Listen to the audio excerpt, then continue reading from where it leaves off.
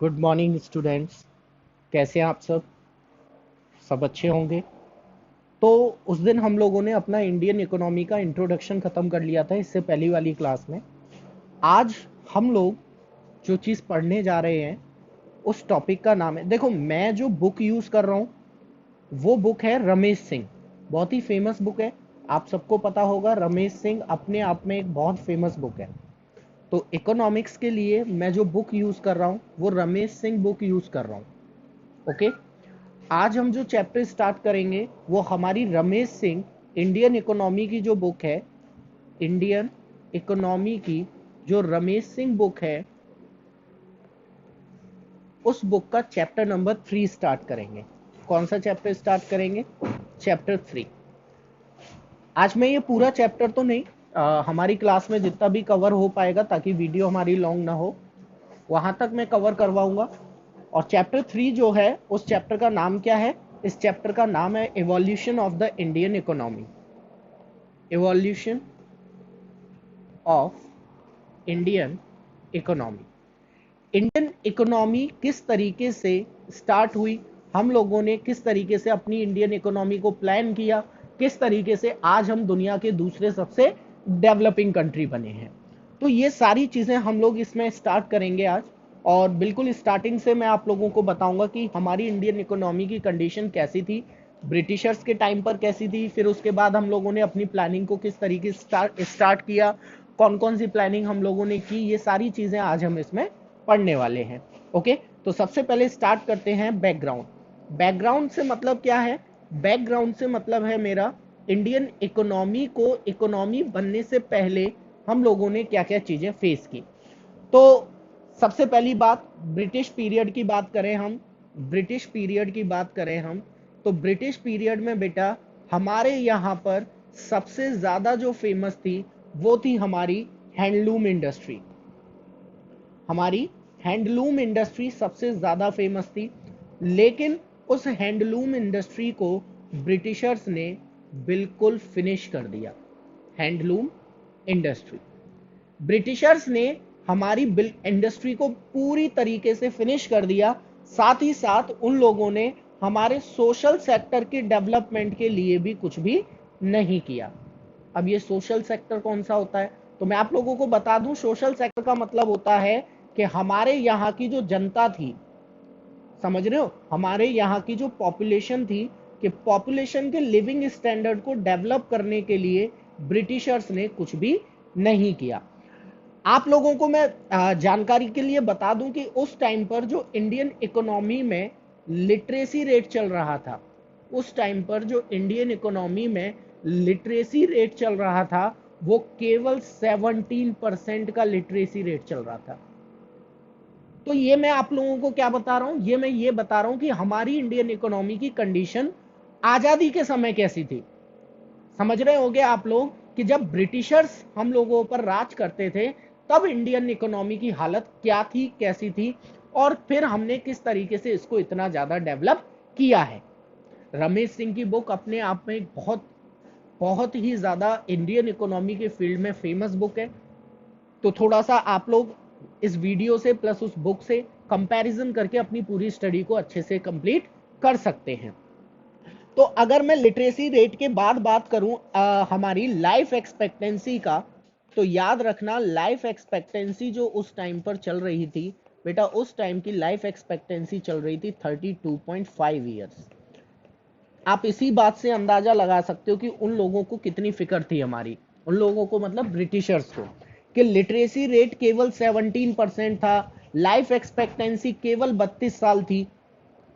तो ब्रिटिशर्स ने हमारे पूरी इंडियन इकोनॉमी को बिल्कुल ही ध्वस्त कर दिया था। जैसे एग्रीकल्चर सेक्टर को कैसे खत्म किया था, एग्रीकल्चर सेक्टर को खत्म किया था उन लोगों ने जमींदारी सिस्टम लगा के, फोर्स्ड कमर्शलाइजेशन ऑफ एग्रीकल्चर करके, है ना। एग्रीकल्चर सिस्टम को खत्म कैसे किया गया था, लास्ट क्लास में मैं बता चुका था कि जमींदारी सिस्टम था क्या। जमींदारी सिस्टम करके, फोर्स्ड कमर्शलाइजेशन करके, फोर्स्ड कमर्शलाई मतलब जबरदस्ती हमसे इंडिगो की खेती करवाई जाती थी, है ना। तो ये इतने सारे काम उन लोगों ने हमसे कराए जिस वजह से हमारी जो पूरी इंडियन इकोनॉमी थी वो डाउन होती चली गई। ओके बेटा, चलिए नेक्स्ट हम बात करते हैं अपने जीडीपी की। तो आप लोगों को मैं बता दूं बेटा, अगर मैं 1600 सन 1600 से बात करूं, 1870 तक हमारा जो जीडीपी का ग्रोथ रेट था, या कह सकते हो आप पर कैपिटा जो ग्रोथ रेट था, वो पता है केवल कितने रुपए था? पर कैपिटा ग्रोथ रेट, यानी कि पर कैपिटा जो जीडीपी आती है उसका ग्रोथ रेट कितना था? उसका ग्रोथ रेट था बेटा केवल और केवल 0.1% पर एनम। अब आप ये सोच सकते हो कि 0.1% पर एनम के ग्रोथ रेट के साथ अंग्रेजों ने किस तरीके से हमारी इकोनॉमी को ग्रो किया।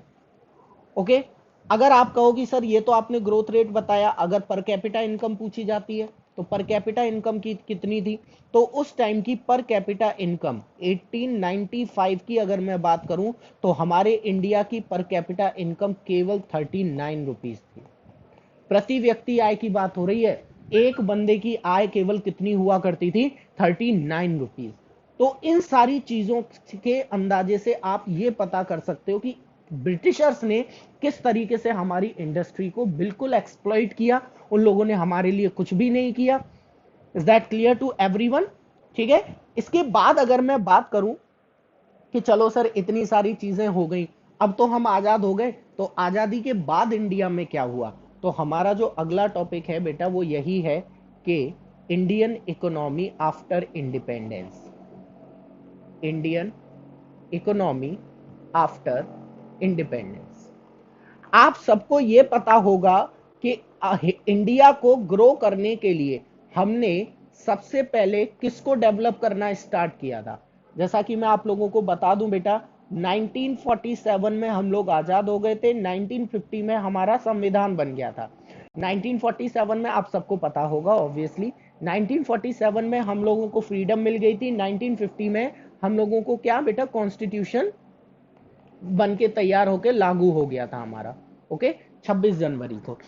अब बात ये आती है कि अब हम लोगों को सबसे पहले ये सोचना था कि हम अपने देश को डेवलप करने के लिए प्राइम मूविंग फोर्स किसको माने। ध्यान से समझना, 1950 में जैसे ही हम आजाद हुए, हमारे लीडर्स को सबसे पहले यह डिसाइड करना था कि हम अपना प्राइम मूविंग फोर्स, समझना ये प्राइम मूविंग फोर्स क्या होता है? Prime moving force. तो प्राइम मूविंग फोर्स का मतलब होता है कि अपनी इकोनॉमी को डेवलप करने के लिए हमने सबसे पहले किस चीज को बढ़ाने पर जोर दिया? इंडस्ट्री को बढ़ाने पर जोर दिया या एग्रीकल्चर को बढ़ाने पर जोर दिया? बताइए, इंडस्ट्री को बढ़ाने पर जोर दिया या एग्रीकल्चर को बढ़ाने पर जोर दिया? आप सबको इसका आंसर शायद पता होगा। आप सब लोग बोलते होंगे कि नहीं सर, हम लोगों ने अपने, ऑब्वियसली हम कृषि प्रधान देश थे, तो हम लोगों ने, तो हमारे जो लीडर्स थे उन्होंने ऑब्वियसली एग्रीकल्चर को चुना होगा प्राइम मूविंग फोर्स के तौर पर। नहीं बेटा, हमारे जो नेता थे, जो भी लीडर्स थे, उन्होंने एग्रीकल्चर सेक्टर को नहीं चुना प्राइम मूविंग फोर्स के तौर पर। उन्होंने किसको चुना? उन्होंने चुना इंडस्ट्री को, जो कि एक बहुत ही बड़ा गलत फैसला था। अब मैं आप लोगों को यही बताऊंगा कि गवर्नमेंट ने इंडस्ट्री को चुनकर क्या गलती की, गवर्नमेंट ने एग्रीकल्चर को चुनकर न चुनकर क्या गलती की। तो हमारा जो अगला टॉपिक है वो यही है कि हमारे जो लीडर्स थे उन्होंने प्राइम मूविंग फोर्स के तौर पर इंडस्ट्री को चूज तो कर लिया, क्योंकि उनको ये लग रहा था कि जब सब जगह इंडस्ट्री ओपन हो रही है तो शायद इंडिया में भी इंडस्ट्री चल जाएगी। लेकिन ऐसा हुआ नहीं। हम लोग पूरी दुनिया से पीछे छूट गए। आज भी आप देख लो, कोई भी नई चीज आती है तो पहले जापान में आती है, पहले चाइना में आती है, अमेरिका में आती है, तब कहीं जाकर उसके 4-5 साल बीत जाते हैं, 6 साल बीत जाते हैं, तब वो इंडिया में आती है। दैट मीन्स कि हमने कहीं तो गलती की। हमने, हमारे लीडर्स ने सबसे बड़ी गलती तो यही की कि हमें इंडस्ट्री को प्राइम मूविंग फोर्स के तौर पर यूज नहीं करना चाहिए था। हमें एग्रीकल्चर सेक्टर को अपने प्राइम मूविंग फोर्स के तौर पर यूज करना चाहिए था। लेकिन हमने इसको चूज नहीं किया। तो सबसे पहले मैं आप लोगों को यह बताऊंगा कि why it is not a good decision, why it was not a good decision. ये एक अच्छा डिसीजन क्यों नहीं था? इंडस्ट्री को हमारे जो लीडर्स थे उन्होंने प्राइम मूविंग फोर्स के तौर पर चुन तो लिया, but it was not a good decision. क्यों नहीं था गुड डिसीजन? सबसे पहला रीजन था नो इंफ्रास्ट्रक्चर। आप इंडस्ट्री से अपने देश को डेवलप तभी कर सकते हो जब आपके पास वेल डेवलप्ड इंफ्रास्ट्रक्चर हो, क्योंकि इंडस्ट्री बातों से नहीं चलती है। इंडस्ट्री चलती है किससे? इंडस्ट्री चलती है पावर से। हमारे यहाँ बिजली का प्रोडक्शन कितना था? बिल्कुल कम। गांव में तो बिजली पहुंच नहीं पा रही थी, इंडस्ट्री को तो तब देंगे हम। ट्रांसपोर्टेशन, आज भी गांव के रोड कच्चे हैं तो सोचो उस टाइम पर क्या होता होगा। कम्युनिकेशन, ये सारी चीजें हमारे यहाँ अच्छी नहीं थी। जब ये सारी चीजें हमारे यहाँ अच्छी नहीं थी तो ऑब्वियसली इंडस्ट्री भी हम ढंग से डेवलप नहीं कर पाते। फिर भी हमारे लीडर्स ने प्राइम मूविंग फोर्स के तौर पे किसको चूज किया? इंडस्ट्री को चूज किया। दूसरा रीजन था कि इंडस्ट्री में वर्क करने के लिए स्किल्ड मैन पावर की जरूरत होती है, और हमारे यहाँ के 50% लोग खेती करते थे। 71% कॉन्ट्रीब्यूशन था। 71% प्राइमरी सेक्टर के लोग हुआ करते थे हमारे यहाँ। 1947 की बात कर रहा हूं। प्राइमरी सेक्टर में कितने लोग हुआ करते थे? 71%। अब तुम लोग एक बात सोचो कि जो लोग खेती में काम कर रहे हैं, तुम उनसे कह रहे हो आप इंडस्ट्री में काम करो, तो उनके पास नो स्किल्ड, यानी कि उनके पास कोई भी स्किल नहीं थी, और हमारे पास नो स्किल्ड लेबर, इसलिए it was a wrong decision. Okay. हमारे पास कैपिटल गुड्स नहीं थे। कैपिटल गुड्स का मतलब होता है मशीनें। हमारे यहाँ फर्दर प्रोडक्शन करने के लिए मशीनें नहीं थी, और जब हमारे यहाँ मशीनें ही नहीं होंगी तो हम इंडस्ट्रीज को किस तरीके से डेवलप कर पाएंगे? क्लियर हो रही हैं चीजें? अच्छा, अब इसके बाद अगला क्वेश्चन जो मैं आपको बताऊंगा वो क्या है? अगला क्वेश्चन ये है कि इंडिया को अपने प्राइम मूविंग फोर्स के तौर पर, मैं फिर से दोहरा देता हूं, प्राइम मूविंग फोर्स का मतलब होता है आप जैसे ही आजाद हुए हो, आप अपने कंट्री के डेवलपमेंट को किससे करना चाहोगे? इंडस्ट्री से या एग्रीकल्चर से? तो हमने क्या चुना? कृषि प्रधान देश होते हुए भी हमने किसको प्राइम मूविंग फोर्स चुना? इंडस्ट्रीज को चुना। हालांकि इसमें नेताओं की भी थोड़ी सी गलती नहीं थी, वो सब हम बाद में बात करेंगे कि ऐसा उन्होंने क्यों किया, कि उन्होंने इंडस्ट्री को ही चूज किया, उन्होंने एग्रीकल्चर को चूज क्यों नहीं किया। फिलहाल मैं आपको यह बता रहा हूं कि इंडस्ट्री को प्राइम मूविंग फोर्स के तौर पर चूज करना गुड डिसीजन क्यों नहीं था। तो ये मैं बता चुका हूं आपको बेटा 4 पॉइंट्स में। आगे बात करते हैं why it was maybe good to choose agriculture as prime moving force. तो एग्रीकल्चर को प्राइम मूविंग फोर्स के तौर पर हमको क्यों चूज करना चाहिए था? ये भी कोई पूछने वाली बात है? ये भी कोई पूछने वाली बात है? सबसे पहला रीजन था बेटा कि हमारे पास जो नेचुरल रिसोर्सेस थे और जो हमारी लैंड थी वो बहुत ज्यादा फर्टाइल थी। क्या थी? फर्टाइल थी। ज्यादातर इकोनॉमिस्ट का यह मानना है कि पहले आपको लोगों के लिविंग स्टैंडर्ड को बढ़ाना चाहिए था, उनकी एग्रीकल्चर इनकम को बढ़ाकर। लिविंग स्टैंडर्ड को बढ़ाना चाहिए था उनकी एग्रीकल्चर की इनकम को बढ़ाकर, क्योंकि हमारे यहाँ 50% लोग खेती करते थे और 71% लोग प्राइमरी सेक्टर में थे। तो उनकी एग्रीकल्चर इनकम को अगर आप बढ़ा देते तब शायद इंडस्ट्री से पूरी इकोनॉमी को डेवलप करना ज्यादा आसान होता। इंडस्ट्री के लिए जो स्किल्ड लेबर नहीं थी वो हमारे पास एग्रीकल्चर के लिए बहुत अच्छी लेबर थी। तो human capital is better, human capital is better in agriculture sector. Human capital I hope सबको पता होगा कि स्किल्ड जो लोग होते हैं उनको हम ह्यूमन कैपिटल कहते हैं। तो एग्रीकल्चर सेक्टर की जो ह्यूमन कैपिटल थी वो बहुत ज्यादा क्या कहते हैं, वो कहते हैं ना शुरू से ही सीखते थे खेती किस तरीके से करनी है किस तरीके से नहीं करनी है। समझ में आया? तो ये और भी कई सारे रीजंस थे। जैसे हमारे यहाँ पर जो एग्रीकल्चर सेक्टर था उसमें बहुत सारी प्रॉब्लम्स चल रही थी, तो पहले गवर्नमेंट को उन सारी प्रॉब्लम्स को दूर करना चाहिए था, तब उन्हें इंडस्ट्रियल सेक्टर में जाना चाहिए था।